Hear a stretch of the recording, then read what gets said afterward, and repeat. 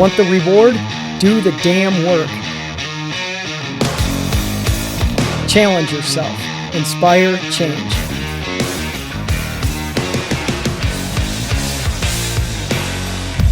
Choice, not luck. Hi everybody, Todd Crandell from Ignite Euphoria, and I'm pleased to welcome Miss Karen McDougal to the show today. Hi Todd, good, how are you? It's nice to meet you. For what? It's nice to meet you. Nice to meet you too, via internet.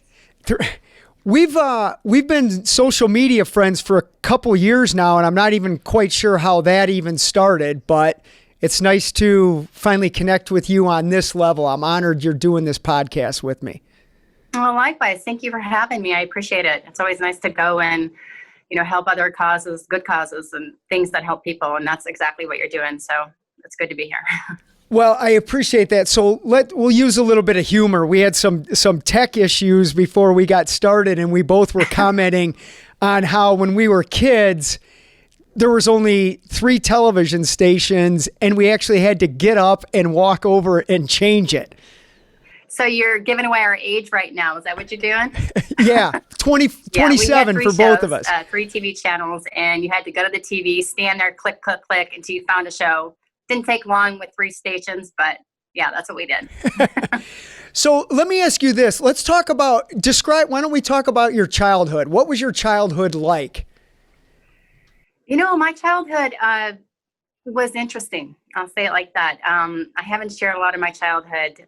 I had an alcoholic stepfather, severe alcoholic. He wasn't a very nice alcoholic. So it was kind of interesting. I'm not going to go into all that story here, but that's why I kind of felt like I connected with you a little bit. Granted, alcohol, drugs, they're all different, but they're all an addiction, right? So I think I relate on several levels with you and people that have dealt with that. I myself don't get into drinking and drugs, but being raised with that, it can be a really horrific thing and for a child to grow up in. So I'll leave it at that. You can use your imagination. Well, I'm going to turn this right around to one of the main things I wanted to talk about to you with today is your relationship with God. And I'm always honest with what I'm doing here. I had no idea about your childhood with that regard. I was just using that as an opener, but here's where I've connected with God. Just by me asking you that question, it brought that part of your story out, which as we progress in this interview, I definitely will be using. And that to me is the beauty of what God's doing, in my opinion. And I'm not an expert in that at all as you are, but to me, I'm like, well, there's a God moment right there. Because like I said, I didn't know that about your childhood.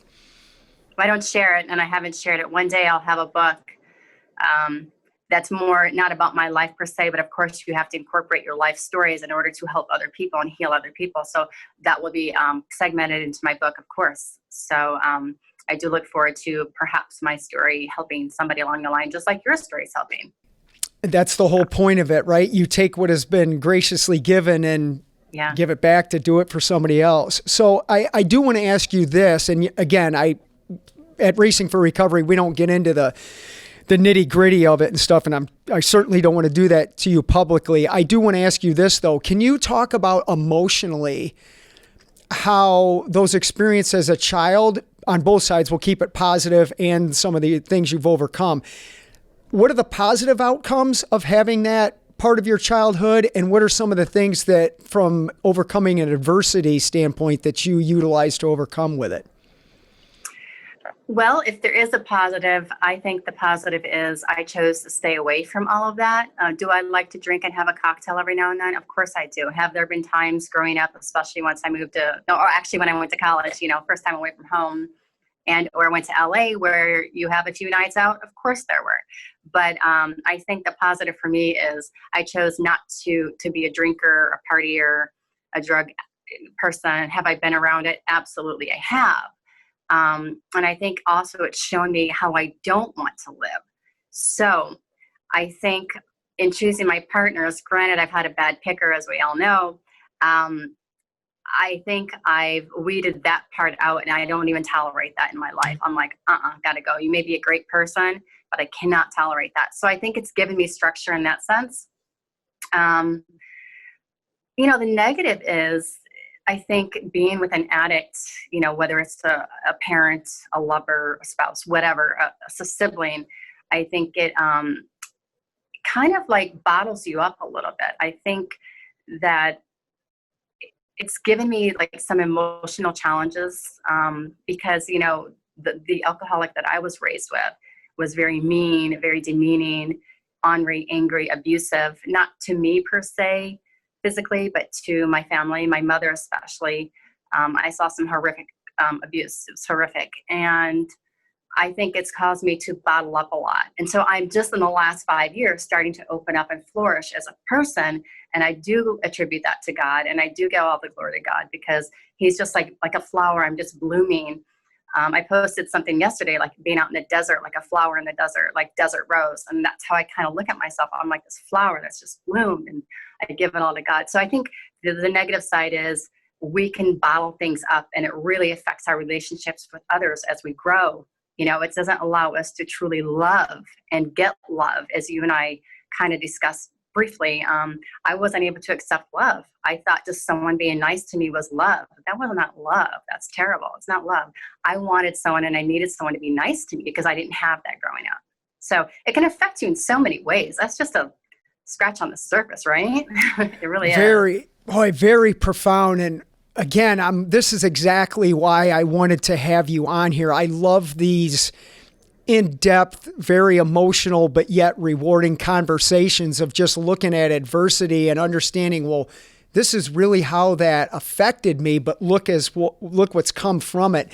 And one of the aspects I love about my life right now is my oldest daughter, Skylar. She now works at Racing for Recovery. And it's interesting because she's coming into this program as you are with, everybody has hardships, but the ones that don't choose drugs or alcohol as a coping mechanism, I'm always so intrigued by that because for us who are in addiction, that was our go-to thing. It's like, I'm hurting, I don't like myself, and I'm going to deal with that by snorting cocaine all day. And for those that found other avenues in a positive way, I'm always interested in that because I don't know what that's like. And you certainly are bringing that aspect to it.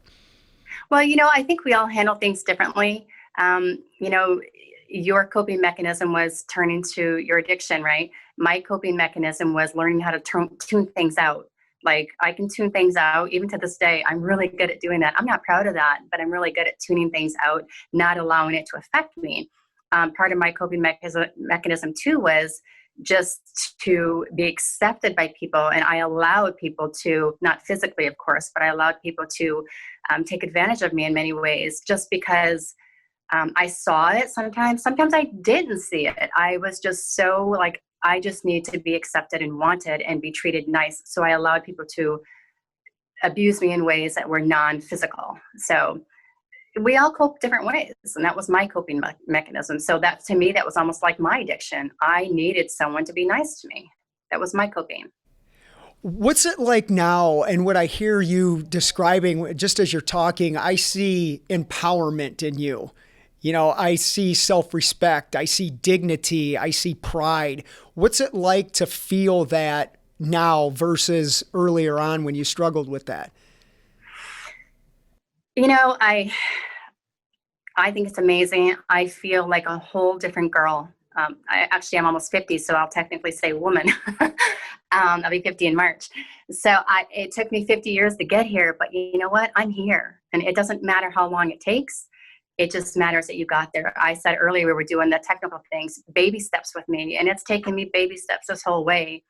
And the last 5-6 years is when I really have grown the most, to be honest with you, since I got sick, and we can talk about that later. But that's when I've grown the most, and that's where I've really flourished into the woman that I am today. And I'm very confident now. I do not tolerate what I tolerated in my whole life.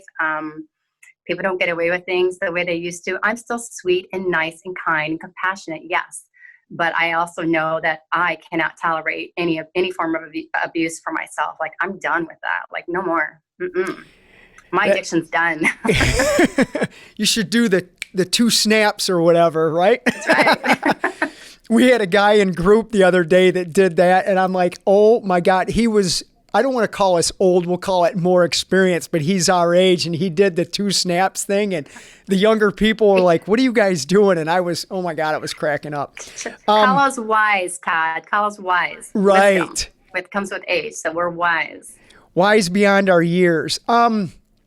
So let's talk about this then. I think, and the more that we're talking right now, I think we connected with respect to some form of physical activity. If I'm not certain, I think you were on the cover of Shape magazine or something that I somehow got connected with you on the exercise component. So can you talk about where exercise has played a role in your entire life, and maybe even more importantly now, how you're finding it to be more helpful now in the new way you're living? That's funny because since I got sick 5 years ago, I really haven't worked out much. I've kind of just tried to regain my health. So I'm just now getting back into the working out. I worked out a couple of days, here and there over the last year and a half. But before that, I was bedridden and I couldn't work out. So, but I think the magazine you probably saw was the 2017 edition of Muscle and Fitness Hers. Correct me if I'm wrong, but that's the most current besides Men's Journal. I was actually 40, it was like 46 at the time, and I had the top selling cover of the year. I mean, to me, that's a big thing. Yeah, it is.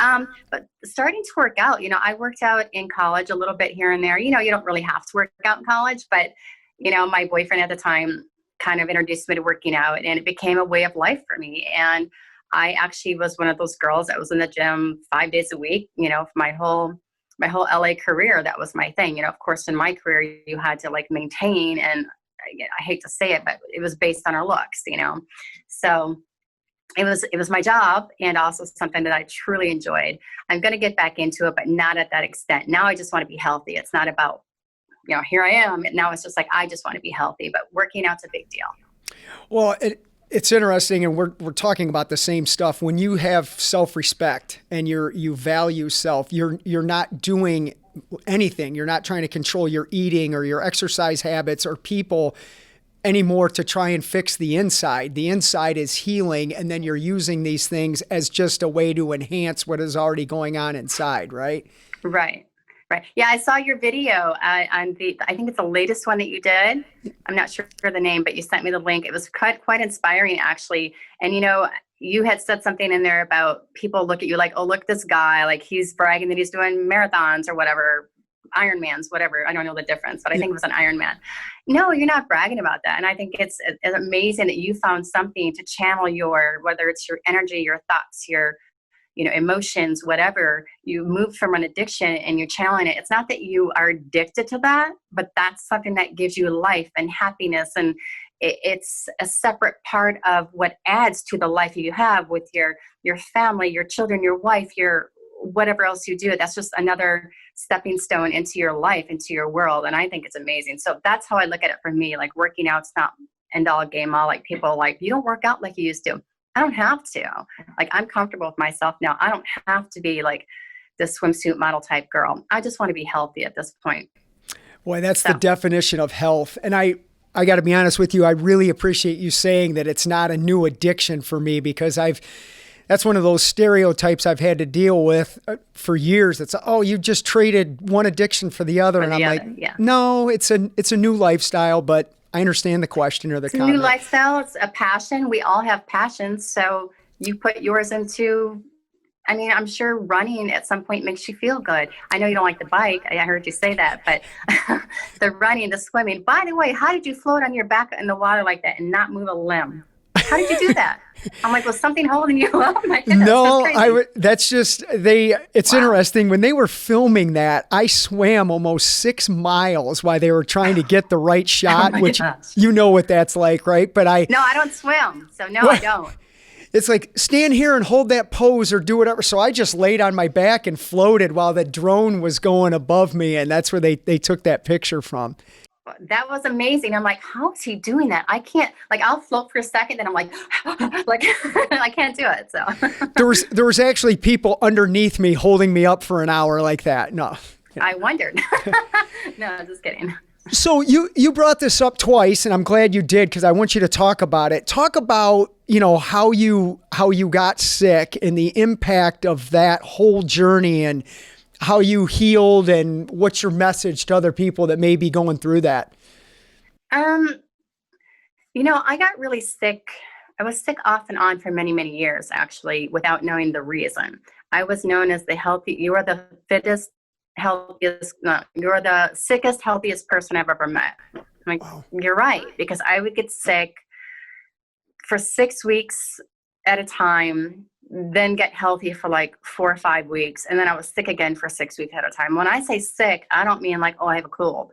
I was confined to my bed, and I'd always lose a lot of weight. I had no Wow. energy. I was just literally like a deathbed. It was terrible. But then I'd regain and I'd be fine. I'm like, okay. And I would live on Z-Packs and all kinds of, one time I took 3 Z-Packs in a row. I was so sick. And I'm like, it's not helping me. I don't know what's going on. So let's fast forward. 5 years ago, breast implant illness was brought to my eyesight. A friend had told me, I think you have that. And I'm like, what is that? I don't even know what it is. Like, I've had implants for so long. Like, I'm fine. I'm healthy. Well, I wasn't healthy. And then it got so bad, I was actually bedridden.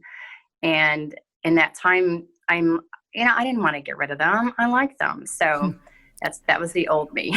Yep. The old me was like, I need these things. Right. I got to a point where I was actually praying to God, like, God, just give me one more chance. Like, if this is what you want, like, if you want me to remove these, like, just spare my life. I really felt like I was dying because I was in the bed, couldn't get out, like all kinds of issues. We can look that up later, but I had so many symptoms where my body was just shutting down on me. So I made the appointment. I said, I'm going to take a chance. If this is what you want, I'm going to take a chance. I'm not saying he wanted it, but I think it led me to a regrowth with him. And it was an eye-opener for me, and it really changed my world and my life and my thinking process and just everything about me. But I did remove the implants. It'll be 4 years, the end of January 31st. And it was a slow process to recover. Right away, I felt better, though, but it was a slow journey. Then I developed like blood clots and all kinds of weird stuff. But here I am today, and I feel so good. I'm good with my health. I had lost 14 pounds. I did gain that 14 pounds back, but it's not all muscle like it used to be. But that was okay. I just really needed to gain that weight back, because 14 pounds on a 125-pound girl is a lot of weight, right? So I just gained the weight back. I stepped on a scale last week. I'm like, yes, I gained it all back. Now I just need to like tone it all up and be happy again. So I'm happy. I'm healthy. It's all good. Did implant you illness. did the doctors definitively pinpoint, like, well, this happened because of it, or one leaked or something? I mean, what was really happening?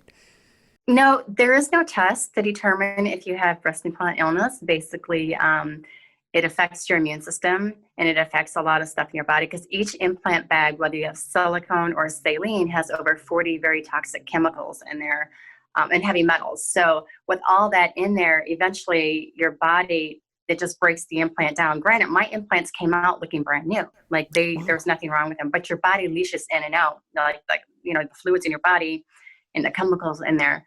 And so women just are getting affected. There's like hundreds of thousands of women. I was one of the first women to come out with this, and get it publicly on major media. And there was 2 other women also that came out, but now it's everywhere. I mean, I started a group called Breast Implant Illness Connect Journey to Self-Love. So it helped women. And I'm amazed at the women that reach out to me and reach out to our group and reach out to other groups out there, and they're having the same issues. So it's a big deal, but there's no medical proof, so they say. There's a lot of hidden information, as some reporters have gone back where, ABCD is wrong, but let's squash this information and let's keep making money in these implants. So, Wow. But once again, scary. we're talking about taking an adversity and turning it into something that can benefit not only self, but then to other people. What does it feel like now to be an advocate with that specific topic for health now? It feels good. I'm not grateful that it happened to me, but at the same point, hey, if I can help other women at this point, or more importantly, I can help our future generations. I don't have kids, but our daughters, our young nieces, the young girls coming up where they don't feel like they have to have these and they see the dangers of them, then it's fine. I would do it over again just because I'm about helping people and saving people. Not saving, that's a bad word, but helping save, whether a life or something. I'm all for it. Like if it had to happen to me so it can spare other girls. Like I have young nieces. I don't want them to ever go through something like that. So I'm okay. I healed. There are women who haven't healed, unfortunately, and I feel bad for those women, but I'm one of the blessed ones. And not lucky. I say blessed because of Jesus. I'm healed. Right on. I listened to what people say every time they're talking to me. And when you made the comment earlier, like you said, I needed these. That was a very profound statement because today I assume you don't need them, obviously. And that's another sign of that healing that transpired, right? Yeah, no, my mindset was different then. I told you, growing up the way I did, it gave me an insecurity of I need to be wanted, not like accepted. I need to be accepted. I need people to like me. And that was one of the ways I felt like people liked me more. And maybe for a small part they did in the wrong sense, because that was the world I lived in. That was the entertainment world, the modeling world that I lived in. But no, I don't need them now. And do I miss them? Sure. Yeah, of course. But I don't need them. And they don't make me as a person. And I don't feel like I'm any less because I don't have them. I actually feel like I'm more at this point because I'm more in the right areas. That's good. So you recently started a new nonprofit, or you're collaborating with somebody on that. Talk about what you're doing now to greater serve people. Yeah. We started a nonprofit. A friend of mine, Tommy Malone Jr., he started a 5D.fitness. And basically it's how to stay well-rounded and whole in the 5 areas of fitness, like physically, mentally, emotionally, spiritually, and financially. And, maybe you don't need all of them, but maybe you need one of them. I know I could definitely use all of them personally, but it's basically helping people overcome adversity in any of those areas in life. And I think we all have adversities, and every one of our members have adversities. Mine are some of the things I'm telling you. There's our other things, one's addiction as well. There's areas, I won't get into their stories, but when people get into their stories, they'll be like, wow, it's pretty amazing that these people were here and now they're here. And I'm not saying greater, I'm just saying, sorry, there's hairs in my lip. I'm just saying that they've really did it is it a 360 or a 180? You guys know that. I think it's a 180, right? Yeah. 180. Yeah. With the tires. Yeah. So how people can do a complete 180 in their life, and you've seen it firsthand, so you get it. That's interesting too. It's people get so hung up on like whatever form of self-destruction you're doing. Could be food, gambling, drugs, alcohol. Unfortunately, a lot of people have this idea that, you're going to go off to some resort for 30 days and stop doing that, and you're going to come out and everything's okay. And it's like, you guys, it's more than that. It's understanding the trauma that we've endured that led to that choice of self-destruction. First of all, you have to understand that and begin to heal from that. And then simultaneously, you're implementing these other facets of your life, financially, physically, spiritually, into being God, dare I even talk like this, be the person that God intended you to be. That's the true the growth that I love seeing in people. It's not just somebody who stopped using drugs. It's how are they really blossoming into their true selves now? Yeah, I agree with you 100%. It's overcoming the adversity and becoming the person you were meant to be in the first place, the person that you doubted you could be, possibly, because a lot of people have self-doubt, that. So it's getting over that fear, getting over the anxiety, the I can't think of the word, insecurity, and becoming that person, allowing yourself to step forward and become it. It's like chains just kind of fall off you, right? Like, there's a chain. I am free. I'm going to do this. So, yeah. So I'm going to go back to the God stuff with you. Did you have God in your life when you were a kid, or when did he actually come into your life then? Yes, I did. However, I was the girl who went to church on Sundays and I went to Bible study on Wednesday. But to be honest, I went to escape my household, to get away from my stepfather. That's the only reason I went back then. So was I raised around knowing who God is? Yes. Now, I think that's important because it gave me a sense of who God is. It gave me some sort of relationship, even though I didn't have the one-on-one personal relationship with God. And I certainly didn't live the godly life for a long time. But I do think it gave me a deep inner pull of there's a God and there's a Jesus and like there's somebody higher than you that can actually help your life. So I did that, but I didn't really know him. I didn't have a personal relationship. It wasn't until I think it was 8 years ago, maybe 9, that I actually got baptized for the first time ever. And I think that's when I started coming around to God. My house was robbed. And it was funny because the day after my house was robbed, I had a tea bag that had like a fortune thing on it. And I don't believe in fortunes, but it said something about, I can't remember the exact words, but until you give all your possessions away, you won't know what life is. And I was like, whoa. And I'm like, God, are you speaking to me? Because my house was robbed. They took it like almost everything. So I'm like, what was that? So I started searching into God and like reading Bible and going to church again. And, you know, sometimes it's something so little like that. Right. And then, you know, for the next couple of years, I was getting to know him, but I still wasn't living that life, obviously. And then when I got sick, that's when I completely did another 180 and gave my life to God and said, all right, God, you have my attention. You have me. Just show me your will, show me your way. And it's been amazing. I'm not perfect, but it's been an amazing ride so far. So what, I just like listening to you describe this. Talk about or give, what's the word I'm looking for? Advice or guidance or suggestions to somebody who maybe doesn't believe in God or even any form of higher being, if you will, because I don't want to exclude anybody from possibly coming into this category. But what would you say to somebody who has maybe the knowledge of God, but can't really accept the feeling of God, or somebody that is opposed to God? How can you, or what would you say that maybe help them do a 180? You know, one of my favorite scriptures is above all, guard your heart because everything else flows from it.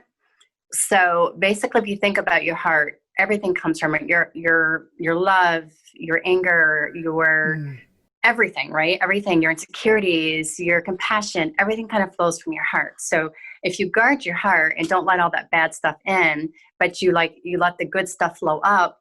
And then for me, it's like, just you let the good stuff take you into searching. I would just say, read the Bible, and the word's all right there. Read the Bible, pray. Sometimes you don't feel it right away. I didn't feel it right away. But I knew the word was the word, but I just kept praying and I kept getting into the word. And, you know, it's like you start, and I don't want to go into too much detail. This is not the show, but you start hearing from God and you start getting signs and things like that. You start, like, prophetic people get a lot of word. I'm not prophetic by any means, but I certainly get word from God. And I think people just have to allow it, accept him, and just let it flow. Just don't shut it out. Don't doubt. Like, if you're a doubter, it's not going to work very well. Like, you have to really believe, you know? It's good. So let's switch gears for a minute. Talk about, I understand you have a dog and you have a cat. What role do your pets play in your overall positivity and outlook on life? Okay. So my cat came into my life. She's 10 now. She came into my life 10 years ago, and I've always had animals my whole life. But I think I had 2 cats before that lived to be a long time. And I had a puppy that came in, a bull mastiff, and tried to play with them and hurt them both. So they're no longer here. But the cat now is Angel, and then my dog is Prince, or Princeton. And they've both been there at times in my life where I had nobody. Both traumatic things in my life happened. With Prince, it was my sickness. I wasn't dating anybody then. I was truly alone. And I lived so far out from people. that I really didn't have people to come help me grocery shop and do the things I needed to do or give me Wow. support and love. So I literally was in a home by myself, far away from people with my 2 animals. Oh my goodness. Those 2 animals have, I think, I mean, it was God really, but they actually just saved my life. They give so much unconditional love, right? I mean, they know when you're sick, they just want to lay on you and love on you. And it's just amazing. I need people, but I need animals. I Like they agree. are the cutest little, I just love them. I don't know if you know this, but I have a pet pig I that do. Yes. It's so cute. How I did you get a pig, by the way? well, I got a That hurt. pig by doing my best to be a good dad. My youngest daughter Madison, for years she kept saying, "Dad, I want a pig. I want a pig." And at the time I'm like, "No, we can't have a pig. That's ridiculous," because my vision of what this thing would be. So finally, and I love her tenacity and her perseverance. She kept asking me, and I made the mistake, but it turned out to be a blessing. I said, "Okay, if you find a baby pig, we can have them." And I thought, Oh, okay. when you say that, they're going to find one, I right? didn't think she would. And within like a week, she said, "Dad, I found a pig and you said," and I'm like, "Oh my God." I go, "Okay, bring the pig in." So she brings this little guy in, and I went vegan, it'll be 5 years, February 1st, but she got this pig like within 4 months of me already changing my nutritional habits. And this guy, just like you're saying, whether it's a pig, a cat, a dog, a chicken, a horse, he changed my life. I mean, they can't talk, but they feel and how Yeah. they express themselves. If we're cognizant to that, it's one of the greatest feelings. It's unconditional love. That they won't betray you, and he's just been a godsend to me, and I love him. Aw, he's a cute little piglet. Yeah, they can give you so much love. They don't, like you said, they don't communicate, like talk to us, but they can communicate in their own form, their own ways. And for people to say animals don't feel or love, oh my gosh, yes, they do. Yeah. Absolutely, they do. It's amazing. You see some of these. I'm not vegetarian. I have cut out a lot of stuff just because, like dairy, for example. I don't like the little cows being taken away from the mothers. Yeah. That's just heartbreaking. Yep. I do give up meat, but I still eat beef a couple times a year. I'm not going to lie. I'm trying to give it up, but I don't eat vegetables, so it's very hard for me. I don't like vegetables, so I'm like, what can I eat? So I try and do, turkey or chicken, but I'm even trying to cut that back. It's very hard though. But Yeah. I feel so terrible for all those animals. It's such a hard thing to go through. It's sad. So Well, you help me with the God stuff, and I'll help you with the vegetable thing. Then we'll trade. perfect. If you can find a vegetable that does not taste like a vegetable, we're on. But since I was a baby, my mom even said those little baby jars of food. She's like, you would never eat the vegetables. You would only eat the bananas and the apples and the meat. I'm like, same thing today. Yeah, it's kind of funny. So let's talk about, and I asked you this before, and I can't wait to talk about this.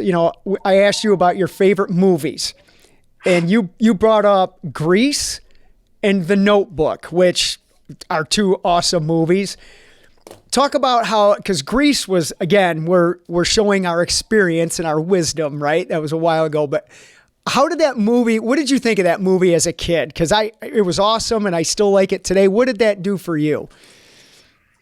It just, it's one of those happy, feel-good movies that no matter how old you are, I think it's just an amazing movie. Like as a kid, you want to dance around, but even as an adult, I still dance around to it. But it's just one of those movies that just it kind of shows you love and acceptance and just happiness in general, and how I wish I were born in the 50s. So I wish I would have experienced all that growing up.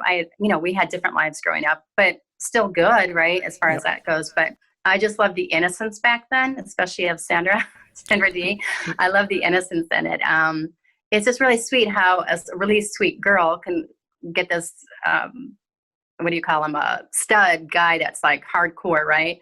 And then they come together. It just shows you that opposites do attract, and they can form a bond in love. That's what I got out of it. I'm like, you can make anything work if you put your mind to it. Absolutely. And one of the other things I notice it even now with many facets of life, there's so many stereotypes and groups in that, you had the hard guy, with John Travolta and the cheerleader and then the athlete and stuff and all those typical stereotypes. But when they all come together, they're just people in the end. And that's what I love about that movie still, Yeah, I now work with special needs kids and young adults. And there's one family that I work for because I do in-home care for special needs. There's one family that the daughter, she's 18, she likes that movie. So I put it on for him. Granted, she can't really watch it, but you could hear you could just see little movements of her going to the music. So the music in it is very inspiring for her. And I know when I hear it in the background, I'm like this little girl, that go greasy, doing the grease lighting thing, right? Oh, so yeah. It's a great movie to this day. It's one of those things that's never going to I think future generations are going to love it too. It's an amazing, joyful, jolly movie. I ask this of everybody. I mean, we're getting to know each other a little bit over messaging to prepare for this, but is there any question I can answer, personally or anything with Racing for Recovery that you want to know about? I did a little research, a little bit. And first of all, I want to say what you're doing for people recovering addictions, things like that is amazing and inspiring. Like I said, I felt connected in a sense because of the way I grew up. Though I don't have an addiction like that, I was around it and I was forced to live it in a sense, right? Yeah. So there was a connection there. So thank you for doing that for others. Ali, what brought you out of your addiction? I guess I saw your story, and I don't know what's fair to say, not to say, but I saw your video about your mom and things like that. That probably was your start to spiraling down, wasn't it?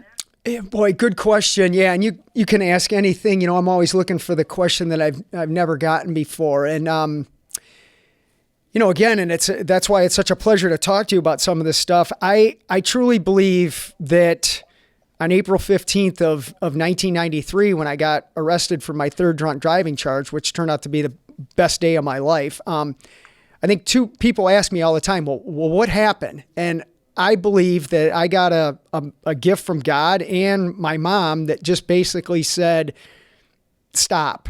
Just stop hurting yourself with this stuff. It's not working. It's been 13 years. You're on the verge of killing yourself. Stop doing that. And just by listening to that message and adhering to it, it gave me an opportunity to take all that effort that I was putting into absolutely just killing myself into consistently trying to heal and get better. And I still do it to this day. I believe every day that we're not hurting ourselves, we get an opportunity to improve ourselves. And that's all I started doing. But I truly believe that, my mom and I don't know why I keep saying, dare I say God. I mean, I think those two people just gave me that idea that the addiction was over and that I could do something with my life. I had no idea what I was going to do. None. It wasn't until I was sober for 8 years that I put Racing for Recovery together. And that's when I found what I think God had me here to do. I believe he gave my mom her addiction, and I honestly believe her suicide turned out to be my greatest gift because it was the source of my pain, but now it's the greatest asset I've ever had. Because if she didn't do that, I wouldn't have done what I did that led me to doing what I'm just blessed to do what I do today. My life today, I don't work. I don't consider what I do a job. It's a purpose. And I just look at everything that was negative as a gift that I can utilize to help other people feel the same way. It's the same thing you're doing, really. It's just a little bit different twist. That's all. Yeah. Yeah, no, I mean, you're taking your pain, right? And you're taking your pain and you're healing and aspiring, if that's a word to apply here, other people that are going through the same hurt, the same pain, or similar hurts and pains. And you're helping them, heal them, educate them, showing them different avenues or means of escaping virtually, right?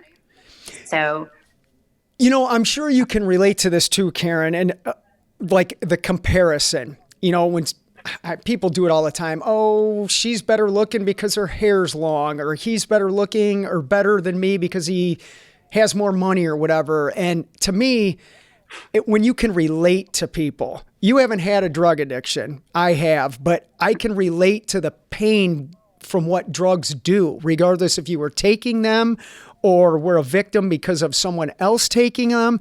And that's what's been truly rewarding for me, is just to relate to people's hurt.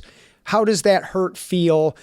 How can we help you heal from that hurt and go on and do something productive? And that just brings a sense of calmness to me, you know? No, that's good. Yeah, I know you can relate to the pain. And, you know, some people think they can only talk to people who have experienced the same thing they have experienced. So like for me to try and help people with drug addiction, okay, I can give my 2 cents, my word, what I think, what I feel, and I can give you can go speech, right? Go, go, go. But I don't really have the deep feeling that you have, or the deep knowledge of what you have, because you've experienced it and I haven't. So to an extent, that's very true. Like you have to experience it in order to give the correct oomph to people, you know? Right. So well, even on the other side, illness. Right? No, I was going to say, even on the other side, like when I hear someone like yourself talk about what they endured because of someone else's choice to use alcohol and drugs, it's like, that brings empathy for me. I immediately am like, oh my God, this is what I was actually doing to people who actually cared about me, or maybe even people I didn't even know, you know, which I'm sure back in my day, I did some horrible things or said something bad to somebody I didn't even know. And it brings that empathy and gratitude back of like, I'm just grateful I'm not causing that hurt anymore. Now, were you married when you were an addict? No. Oh, okay. I met my wife about 1.5 years into my sobriety, but I dated a girl for 8 years and just put her through absolute misery because of my own self-destruction. And she was constantly trying to help me the best that she could. And it's, you know, you can't save a drowning man. They have to save themselves. No, you cannot. You cannot. Yeah. Even with my stepfather, like my mother and my stepfather divorced before he actually, I guess, do you call it get sober? Yeah. Went to AA. And I guess he died 2 years ago, my stepfather, but he was clean, so to speak, for I think 10, 11, 12 years. And, you know, we came to terms. We had a chat and we came to terms, and I totally forgive. I don't like what happened. Like, I'm sure there's things in your life you don't like what happened when you were an addict, but, you know, you have to forgive yourself. Other people forgiving you is such a good feeling. Like it helps encourage your growth, and it encourages you to stay on the right path, right? 100%. And that, you know, when we were talking about the gift of being sober, it's like never in a million years did I think I'd be having this conversation with you or doing some of the things that I've done. And I guess on an individual level, that God piece is the one piece in my own recovery that I know it's there. Like when you were talking about intellectually knowing it, it's like, I know this, mm-hmm. I see it in other people, but I just haven't implemented it fully into my own life. And I can tell where things have gone wrong, or where things have gone right, that they probably could be even better. And I truly need to put the effort into that last piece, because when you hear someone like yourself speaking on that, it's appealing. It's no different than when someone hears somebody speaking what it's like to be sober. It's appealing to them, but it's all facets, kind of like the nonprofit you're working with, right? There's many pieces to that recovery puzzle. Yeah. Mm-hmm. You know? Many pieces to recovery in general, no matter what you're recovering from. Like you said, it could be drugs, it could be whatever, you know, that you're addicted to, gambling, et cetera, et cetera. There are many pieces of healing and coming together and losing that addiction. I think God is one of those avenues, but that's up to each individual to have their come to Jesus moment and just get in the Word, start praying. It'll come.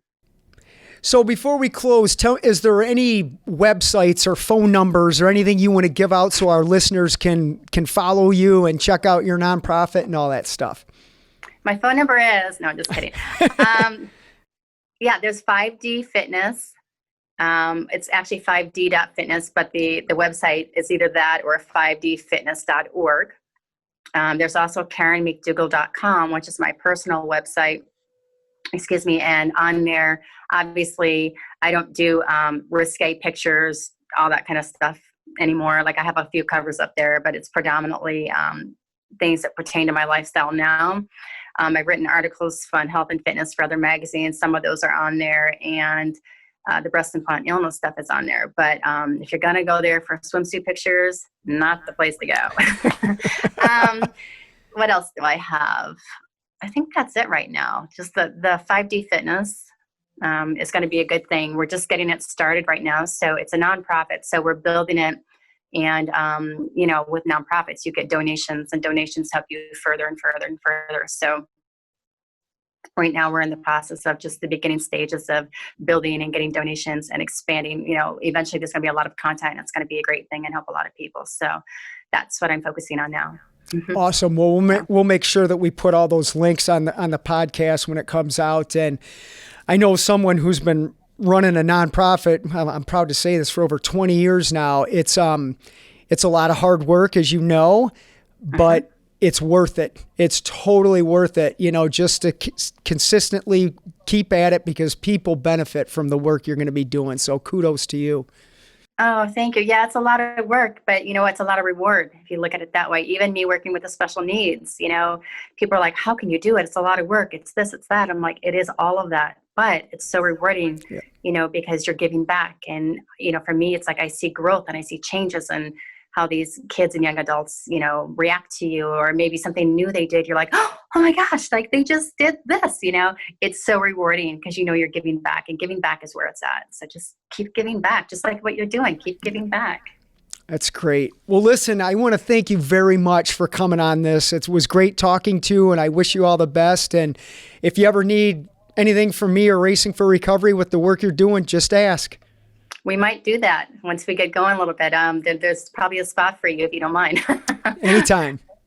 All right. Thank you. Well, you guys have a great day, and talk to you soon. Okay. Bye, Karen. Okay. Thanks. Bye-bye.